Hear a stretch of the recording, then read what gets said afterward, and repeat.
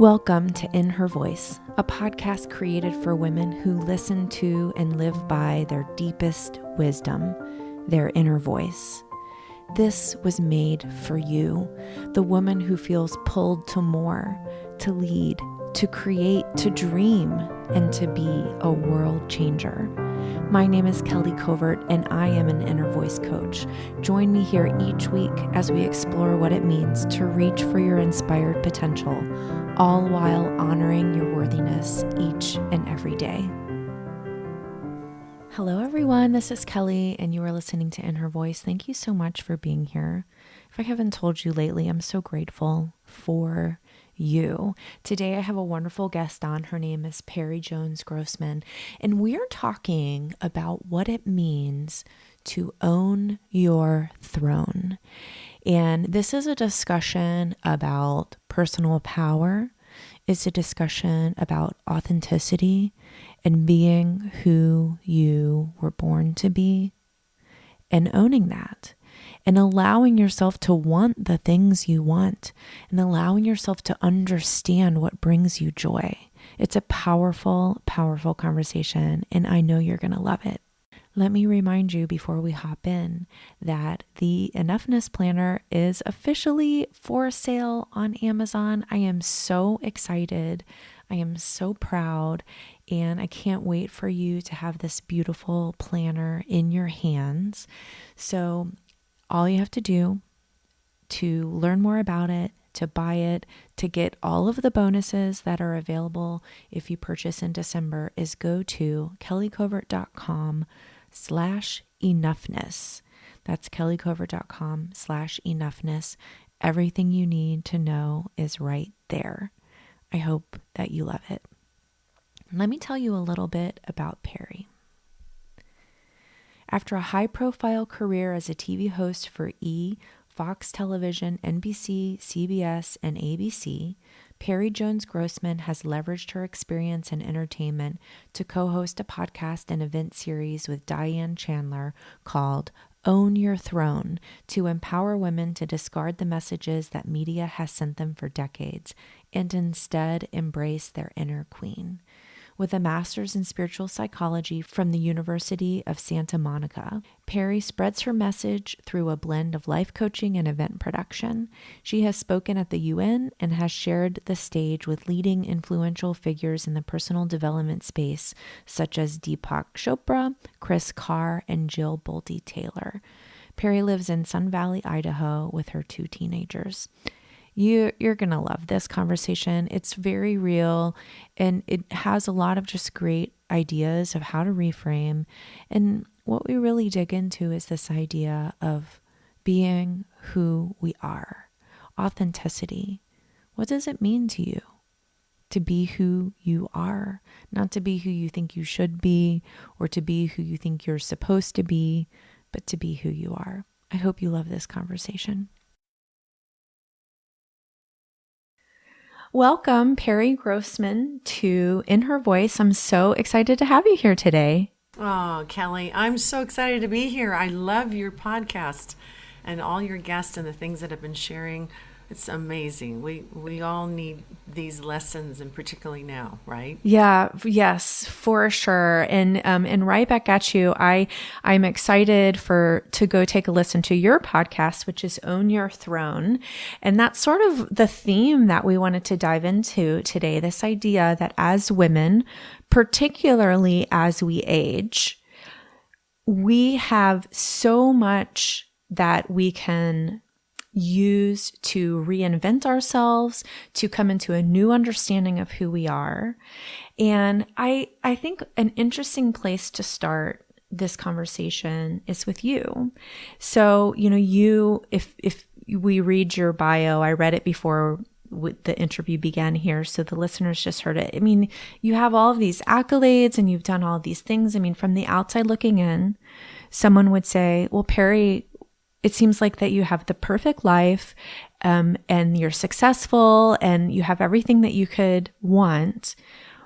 What in the world made you feel like you didn't have motivation or inspiration? Well, as you know, each decade brings different opportunities in our lives as women. And I went through a lot of challenges when I was younger, growing up in a pretty traumatic childhood.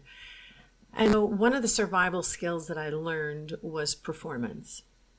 So if I performed well in plays and public speaking and debate team or, whatever, where I could get awards, I could get attention, then that meant I was worthy and I was lovable. So from there, I moved to Los Angeles. I'm from South Texas, moved to Los Angeles to embark on a career of being an actress. And I soon found out very quickly, I did a couple little soaps here and there and, little pieces from films, playing reporter and all that. But I realized it wasn't my passion. And quite frankly, I really sucked at it. I wasn't that good. I met actors and I went to these acting lessons and I could tell how deep they could go. And to be honest with you, I was pretty surface because I didn't want to go there, Kelly. I didn't want to go deep and to go into some pain of the past and so that I could cry on cue and I could feel these emotions. That was the last thing I wanted to do. Mm-hmm. So I chose hosting and, as you talked about, I was on E! And Entertainment Tonight. And so hosting was my deal. I loved it. I got to interview other people, and I had a great career. But I had a lot of stuff that was unresolved inside of me that I never let anybody know. My mother was, schizophrenic. There was a lot of physical abuse growing up. There was just a lot of things that I didn't want people to know about me, to be judged. And so I went along in my 30s, still working, had a great career. In my 40s, changed a little bit. I was married to a very successful producer in Los Angeles. We lived in Bel Air. We had the perfect life. I was on E! He was a producer of Pretty Woman and many other films, and we were trying to have a child. So I went down the infertility process, and became very aggressive about it. And long story short, I failed. We even used other surrogates, and my body was pumped full of those fertility drugs. And my husband came home one day and he said, "It's enough. I'm done. You can't get pregnant, so I'm going to divorce you." Mm-hmm. And I was always the peppy girl, the one that could, be a cheerleader for people and get people back up and, don't stay there in the ashes. I was that girl. But I couldn't do it for myself. And really what happened is my past and all the things that were unresolved came up and knocked on my door and said, "It's time to deal." But I had to go further down the road. So my body was full of fertility drugs, and I couldn't believe trying to start my life over at 40. And so I looked at all the bottles of pills in front of me, and I decided, you know what? It's going to be much easier to just go to sleep permanently rather than to start over. So I tried to take my life. I swallowed over 350 pills. I should have been dead. God intervened. I wasn't, we went through a horrendous divorce, and I decided to move to Sun Valley, Idaho, which was my happy place. We had a second home here. And I decided to get rid of all the stuff that I carried around me and stopped the performance and get really real. And I wanted to heal. So I embarked on a healing journey when I was 40 years old. God gave me a great gift. I met an amazing man. I got pregnant naturally. That's amazing. Right? And I now have these two amazing teenagers. One is my son, Bowie, he's 18, who's taken a PG year, and he's in Austria. He's a professional ski racer. And my daughter is 16, and she's doing the same thing, and they are my heartbeats. And I found out I wasn't the problem of getting pregnant. But look what I did to myself because I felt like I was a failure. Mm. So I had a second chance, and I decided to do something with that. And I have. I went to school at University of Santa Monica to get my master's in spiritual psychology, and I didn't go there to become a coach. I went there because I still had some last vestiges of unforgiveness of my mother. When I was 6 years old, she put a gun to my head and told me that she was going to have to kill me because my father loved me more than her. And so that was, there were some pretty crazy challenges and tragedies. And I learned, though, that I had a choice. And there's another part of me that helped me get through that is I'm a faith girl. I found God at a very young age when my mother was committed to a mental institution. I met a family and a pastor. They started taking me to church with them. And, my dad was doing his best to try to raise my brother and I. And that was the first time I heard of God or faith. And it was the first time I felt like I wasn't alone. So in those dark nights of the soul, as I tried to take my life, I remembered who I was, and that God gave me a second chance, and I was going to make this back part of my life count. And I always say to women, no matter what you've gone through, I've heard stories upon stories with coaching clients and of course on our podcast, how when bad things happen, we think that's just who we are. That's our narrative, and we have to just live with it. And that's not the truth. It's never too late to start over, whether it's the second chapter of your life. Maybe, Diane and I created the show for women 40 and above, but we've gotten messages from 20-year-olds and 30-year-olds that say, you know what, I had a really tough decade in my 20s. I had another one in my 30s. So I'm reinventing myself all through those years. And it's true. And it's how do you do it? And how do you believe you can do it? So that's what we really focus on, is owning the throne of your own life. Because if you don't take the steering wheel, if you don't sit in that throne, you'll let somebody else, and you don't want to do that. You have full power, and you have the right, and you can have the courage, and you just sit in that throne. When we have workshops, it's so funny, you have a throne up there, and women will walk around it, behind it, beside it. Very rarely does a woman sit in it. Interesting. Isn't that interesting? Yeah. And so I look at that and I think, why don't we feel like we're good enough to sit on the throne of our own lives? So that's what we focus on. And those are, I love that. And those are the tools we use. Yeah. So just why don't we feel good enough to sit on the throne of our own lives? I mean, the reality is decisions are being made, choices are being made, whether we think we're making them or not. We're making choices, but are we making our own choices? Really? That's what I hear you saying, right? That's exactly right. And, we as women are nurturers. We love to nurture. We love to put everybody else in front of us. Remember when the old days of self-love, everyone thought, oh, no, you can't do that. That's too selfish, right? Yeah. And I think we're finally moving past that. We really believe, like what the airlines tell you, is put the mask on yourself first, and then you can tend to your little ones. And it's the same thing. Whatever is poured into us as vessels, we are vessels. Whatever is poured into us is what we pour out. So make sure what you're putting in your body, what you're putting in your mind, what you're putting in your spirit is really good, nourishing things. And, listening to great podcasts, reading some uplifting books, watching uplifting movies, whatever you're reading and putting in, you've got to be responsible for, because that will create thoughts, which creates feelings, which create actions, and that's how you create your life. 100%.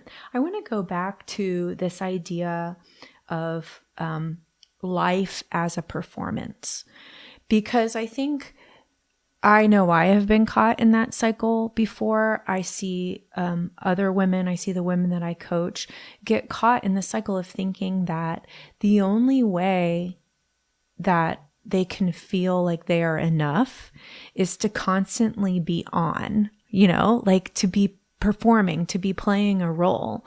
And that role has a lot of different names. It could be the role of the good girl. It could be the role of the caretaker. It can be the role of the working mom. Like there are all these labels and roles that we play. And what I thought was really interesting is what you say is you got to the point where you couldn't even remember who you really were. And it feels to me like they're related. What do you think? Absolutely. To answer the first part of your question, we as women and men too, but a lot of women, we have a need to perform. We have a need to get noticed. We have a need to feeling good enough. And so we count on these accolades. We count on, look at social media. How many likes do we get? How many people view our IGTV movies? We're getting into that just like our kids are. And that's not reality. Because if you have to rely on a click on someone likes you or whatever, that's not sustainable. That's not sustainable at all. And what I found with me is the minute I became more authentic. For instance, I never shared my suicide story until a year ago. Oh, wow. I held it within me because I felt shame and blame and guilt. I wanted people, I still had the performance need of, look at me, I'm, successful, I'm doing this. God, I don't want you to know about, I tried to take my life. I don't want you to know that my mother's schizophrenic. I don't want you to know that I had a problem with sleeping pills 5 years ago and got extremely addicted, had to go to rehab. All of those things became secrets. And what I found that helps us become more authentic is to face those things in our lives that we don't feel so good about. Because I'll tell you what, the secret to it, once you face them and you heal them and you speak them out and you talk about it and you talk with other people about it and you share your story about it and how you healed, that becomes your strength. Your vulnerability becomes your strength. Mm-hmm. Do you think even that the sharing piece is part of the healing process?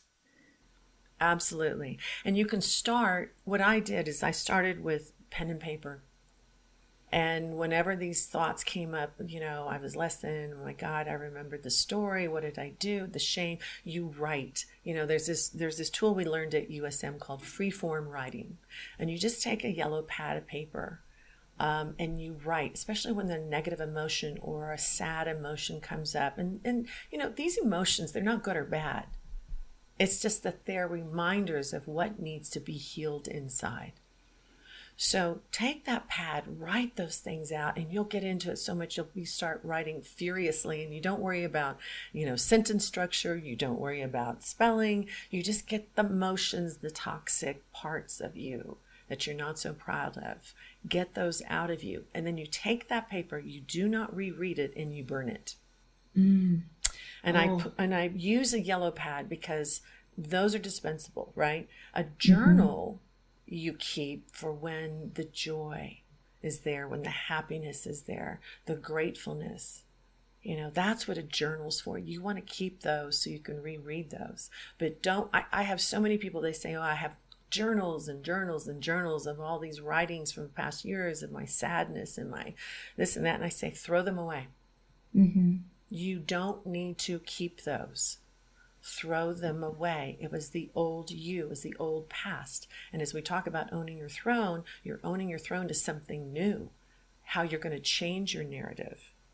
Yeah, and why would you want all of that cluttering up your shelf, like your literal shelf, but also like a figurative shelf in your body, in your heart, in your energy, right? Absolutely. It's very, very powerful. There's a quote I want to share with you guys and your listeners.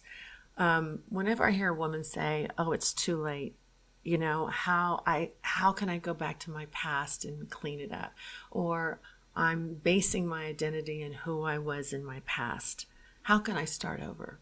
And there's this quote I found that I loved. It says, though nobody can go back and make a new beginning, anyone can start over and make a new ending. Well, read that again, please. Though nobody can go back and make a new beginning, anyone can start over and make a new ending. And who is it that said that? You know, it's an anonymous quote. I was looking for that, and I know it was in one of my readings, and I thought, oh my gosh, that just hit me. And because we still live so much in our past, if you haven't done any of the inner work and you're still carrying that old narrative, it's time to give it up. You can start a new narrative. You can create a new beginning and a new ending. And the ending of past hurts and past childhood challenges or whatever happened to you in the past, you can end that. That's over. And one of the pieces, and this is what I love about your podcast, because you talk about the inner voice. And a lot of people don't know how to hear their inner voice. It's true. Right? Mm-hmm. And so that was something that was important to me to overcome some challenges, to overcome. I needed to go within me and hear my inner voice. And there's a difference between the adult inner voice and the child inner voice. And there's a simple rule to it. So if I'm, let's just say I got into some heated disagreement with a friend, or I have to make a tough decision about, maybe a job or a relationship or health matter, whatever question I need answered. I have a particular process that really brings me clarity to hear my inner voice, and it's this. I ask, how do you know? How can you hear and be sure that's your inner voice? Well, simply this. When we go into the inner voice, it's always from a loving place, right? It's a higher level of consciousness. And it brings you joy, compassion, acceptance, enthusiasm, forgiveness, a big one, self-forgiveness, gratitude, unconditional loving. These are all positive attributes. So when you ask a question, maybe you need some answers, you go in and you ask your inner voice. That is going to come from a positive place. The ego is one, it does its job. It remembers, everything that's happened to you from the past. And that is one of, control, comfort, security, over responsibility, right? I'm sure a lot of us can relate to that one. Yeah. Self-importance, it narrates a person's thoughts, feelings, and actions. And so if if you say, well, I asked my inner voice this, and what came up is, maybe, or I shouldn't do this. It's a little scary. It was a little fearful. That's not your sage woman. That's not your inner voice. Your inner voice is your moral compass. And, you ask, what is the voice saying to me? What words is it using? How do you feel listening to it? Because if you start feeling fearful and you start feeling like, oh my gosh, I got to go back, I can't do this, you start feeling like you've lost your courage, you're shy, that's your ego speaking. Interesting. So I think when we're connecting with our inner voice and doing that deep listening, a really important tool is asking the right questions. So what kinds of questions do you ask your inner voice when you feel like you're lacking motivation or you're lacking inspiration or you feel stuck? Very simply, I make the best time to ask your inner voice questions, and I found this is a ritual for me. I call it setting intentions before I go to bed. So usually at the end of the day, we've had some various experiences, and maybe we're confused, or maybe we're hurt, maybe we're upset, maybe we're just stuck, like you said, and we don't know what to do. So I find at nighttime, I write out the questions of what I need an answer for. Maybe it's, do I take this job? Do I make a move here? At the time I was dating a year ago, do I go out with this man? Do I take on this client? And I set the intentions, and I ask Spirit, God, whatever you believe in, will you please give me the answers and let my inner voice intercede with yours. And then I add a tagline, and may this all happen in the highest good of all. Because sometimes, and this is from a spiritual level, if you ask for something like you want it so deeply and it's just something you absolutely want, well, think about the repercussions that choice could make to a family member, to a friend, or whatever. We don't know, right? So if we ask that it happens in the highest good of all in your family, then that's what will happen. That's what will be created. So first thing when I wake up in the morning, my meditation is very simple. I've had some girlfriends, they're like, okay, tell me how you meditate. Do you go and do you sit up? Do you, go to a little shrine that you build? And I start laughing. I go, no, I stay in bed. I wake up, I'm barely awake, for the first 15 minutes, and I pray and I ask my inner voice again, what are the answers to those questions? And it's so fresh in the morning. And I can feel the answers because it's positive, it's energetic, it feels good. I get excited, I get motivated, and I know that's the right thing. And then if I get answers where on some of them that it's not so good, I don't feel so great about it, I'm not sure, it's just telling me I need more information. Or it could be clearly telling me no.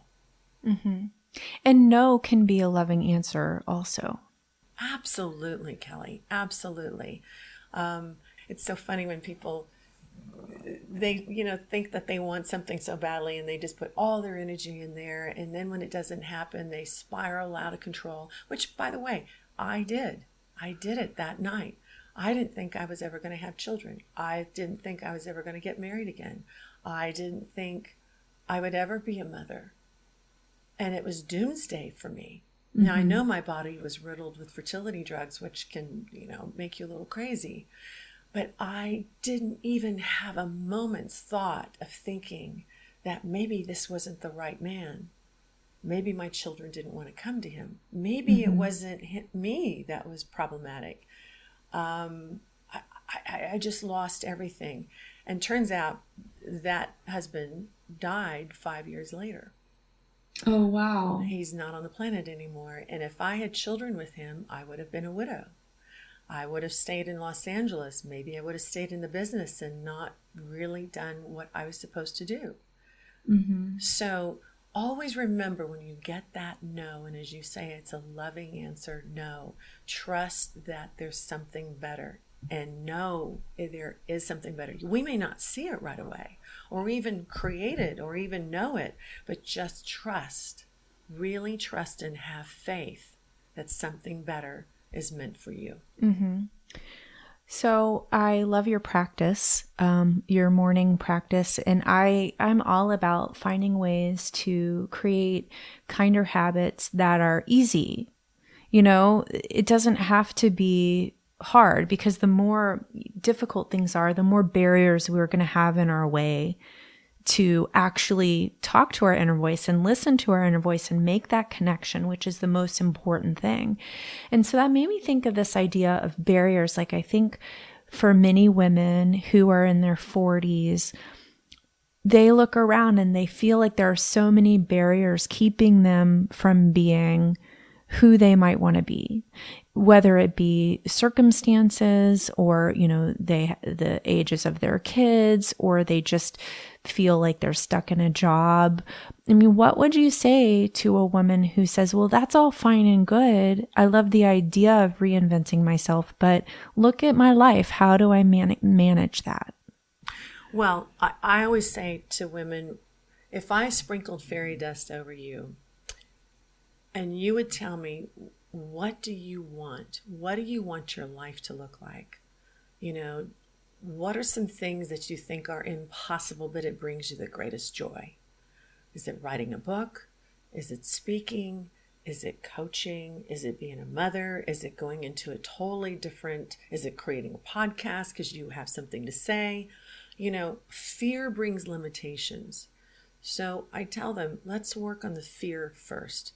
Sit down and write a letter to yourself. Why am I fearful of creating this in my life? And then the other part of it, number 2, is look within you. What brings you joy? It's usually something, your purpose in that moment is something that's right underneath your nose. And you don't have to make it difficult. And then sometimes it's okay in believing if you don't know how to do it, you will learn how to do it. You can reach out to mentors. You can read books. There's so much on the internet that teaches you that. When I first moved to Idaho, it was funny because I, had my babies as a full-time mom. I was not working anymore. And then after they got to a certain age, I wanted to get back out and do something. So create opportunities. Get out and meet people. I met this gentleman, Kirill Sokolov, who happened to end up being a mentor of mine. But he wanted to bring in the Dalai Lama to Sun Valley for a 5-day compassionate seminar.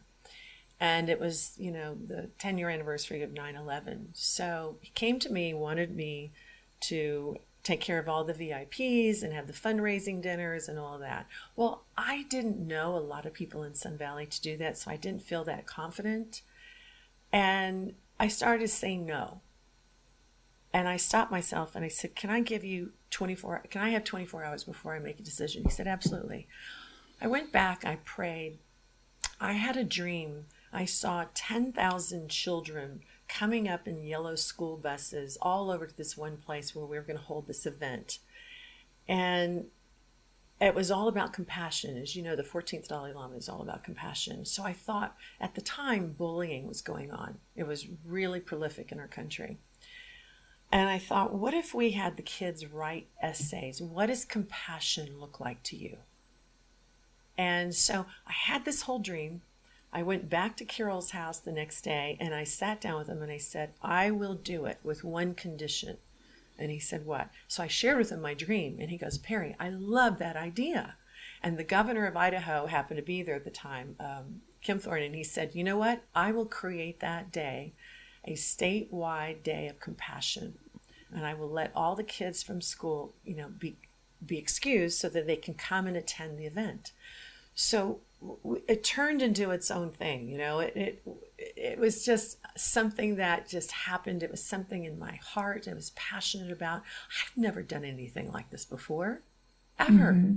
And then from there, my husband at the time had a sister who had dysfunctional disabilities. She was part of Special Olympics. And so we decided, why don't we go for having the International World Games, the Winter Games here in Idaho. So we contacted Maria Shriver. We just went for it. And we won the bid. Now, have I ever won a World Games before? No. But it's the willingness to just say yes. What's in front of you, say yes. And we had 3,000 Olympians here in Idaho. That's amazing. We raised $25 million. So what I'm saying is that just because you don't know in the moment, just be curious and meet people and just let it, keep asking to be shown some ideas, some things that you could be doing in your life. I love that so much because, what it made me realize is that so often we connect our desire to the requirement of knowing how to get it. And isn't that interesting? Like, oh, well, I really want this, but I don't know how to get it, so I can't have it. When they're actually two separate things, and the desire will often bring forth the how. But you have to allow yourself, you have to give yourself permission to want the thing. Right. We're so conditioned to say no. And it's always goes back to, I'm not worthy. What do I know? How do I know how to do that? I can't do that. People will judge me. I'm afraid of that. We all stop some of the most magnificent things that we could be doing in our lives just from our own narrative of I can't or I'm not enough. Mm-hmm. And if you can erase that from your mind, which is simply a discipline, when you have the awareness, when you keep hearing your words, you keep hearing what's coming out of your mouth, listen to those words and start changing them, because it's just as easy to have a positive narrative as it is to have a negative narrative. Oh, 100%. 100%. I think the only difference is that we are in the habit of having the negative narrative. Yeah. And so it's just about changing that habit and becoming aware of the words that we're using and how we're using them. You're spot on, Perry. Spot on. I love it so much. Well, and women can start being aware, just think about the words that we're talking about right now and see and put out there, ask for what you want. Put it out there, put the energy out there and say, I'm looking forward to meeting the right person, to being in the right place at the right time to make this happen. Just start believing and be curious and take that first step of faith. And you will be surprised at what will be attracted to you if you just put it out there and say yes. And think about how many times in the day you say no with your mouth or how many times you say no in your subconscious. Well, if you have kids, that's a lot, right? Yes. And you think, oh my God, if I sat around and thought, wow, how am I going to, I can't do this. Meeting the Dalai Lama and bringing in this thing. I could never do the International World Winner. Who am I? I didn't have the credibility, but I had the passion. And I figured it out, and I had help. And there could be so much more things done in the world. Women are very, very powerful if they could just believe in themselves. And it's a little shaky to get out there and say yes and to step out there and ask for what you want for fear of being rejected. But so what? Right. Yeah. Well, and I think, it's almost this idea that listening to your desires is the same thing as listening to your inner voice. So that's just another perspective. If you want something, it's not there by accident. And so when we give ourselves permission to listen to our desires, that is another way to listen to our inner voice and to step into our worthiness and our power and all of the things that we've talked about today. Absolutely. Absolutely. And if you don't know what your unworthiness beliefs are, really practice that free-form writing. Ask yourself. And if an emotion comes in, let's say some sadness comes in, talk to that sadness. Ask it, what is your message to me? And write about it. It needs to get out. If some kind of anger comes up, don't push it down back into your body. Say, wow, I'm really angry. That really triggered me. Write about it. Ask it, why are you here? What is your message to me? And that's how we get that stuff out of our bodies and we don't get sick and we get information. You'd be surprised what comes out when you ask it. Oh yeah, because a lot of times we don't even know why we're feeling the way that we're feeling. Well, Perry, I have so enjoyed this conversation today, and I would like for you to let our listeners know how they can listen to your podcast and where they can connect with you online. Yes, I'd love that. Well, the podcast that we have is called Own Your Throne, and we have a website, ownyourthrone.co. And if you go to our website, you can download some things that Diane and I created about how to own your throne. And then, of course, some podcasts, just look up Own Your Throne with Diane and Perry, and you'll find us there. If you would like to, I'm offering what I call, coaching clarity calls. If you go to my website, which is PirieJonesGrossman.com, you'll see you can schedule a clarity call. It's a 15-minute clarity call where if I can help you get unstuck somewhere, and I'm happy to do that. And then I have some goodies on there too. You can download. There's a worksheet on how to let go of secrets. That's very powerful. And that will help you get rid of a lot of things so that you can have the good, yummy stuff come inside and empower you. I love it. I love it. And we'll put links to all of that in the show notes. And Perry, one last question for you, and I'm excited to hear the answer. What is your inner voice saying to you these days? Well, it's so timely you asked me that question because yesterday I had a big aha moment. I was spending a lot of time creating the podcast, and I wasn't doing more of one-on-one coaching and group coaching like I had prior. And because of all that's going on with COVID, my inner voice told me yesterday, I want you to start coaching one-on-one and helping people get rid of anxiety and depression and teach them tools how to do that. And so that was a big movement for me. And I got really excited about it. You know, I told you what's the litmus test about whether that's something that's really happening, my inner voice saying it. I was so joyful, so excited. And, you know, I've given things as gifts and lowered coaching fees. And because I'm just hearing so many people in the world right now with all of the trauma that's going on, it's hard, even for us as light bearers, it's hard for us to maintain that calmness and maintain, you know, that positive message. So I'm getting ready to create a whole 4-week program about how to get rid of anxiety, deal with it, and also depression without medication. Fantastic. Well, Pirie, thank you so much for being on In Her Voice today, for sharing your wisdom with us. And I love the really practical tools that you shared today. Thank you so much. Oh, it's my pleasure, Kelly. I appreciate, you giving me the opportunity to share with you and your listeners. And I just want everybody to go out there and realize they deserve to own their own throne. And go make it happen, because boy, the world needs it right now.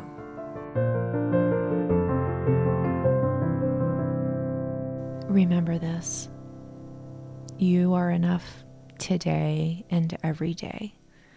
No matter how much you get checked off of your to-do list, no matter how many gold stars you get, no matter what gets left undone, you are enough.